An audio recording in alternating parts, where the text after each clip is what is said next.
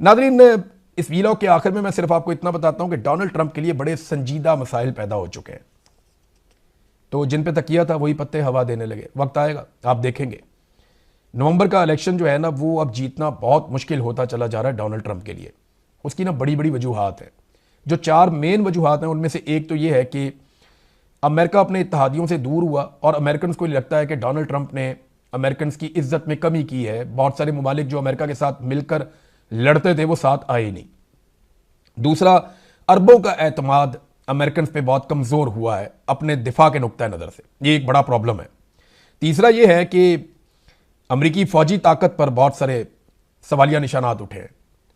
यानी अगर वो ईरान के साथ नहीं लड़ सकते तो रशिया और चीन के साथ कैसे लड़ेंगे, एक बड़ा सवाल पैदा हो गया। फिर ट्रंप के जो आलमी सतह पे जो उनका इमेज है वो बना रहे थे कि मैं जंगे रोकने वाला आदमी हूं, उस इमेज को बड़ा धचका लगा है।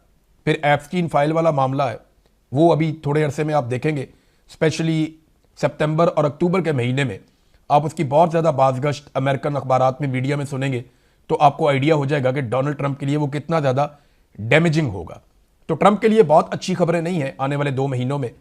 और असल में जो टिक टॉक हो रहा है ना, काउंटडाउन, वो उधर अमेरिका में डोनाल्ड ट्रंप के लिए हो रहा है। तो पाकिस्तानी सरकार ने लॉबिस्ट हायर किए हुए हैं और पाकिस्तानी सरकार पूरी कोशिश कर रही है, सरकार में बोलूं तो आसिम मुनीर और उनके साथी ये पूरी कोशिश कर रहे हैं कि किसी तरह अब जो दूसरी तरफ की पार्टी है, क्योंकि ये तो रिपब्लिकन्स हैं, अब वो चाहते हैं कि डेमोक्रेट्स के साथ भी इनके ताल्लुकात दोबारा से इस्तवार हों और बेहतर हो जाएं, ताकि आने वालों के साथ भी इनकी पींगें चढ़ जाएं।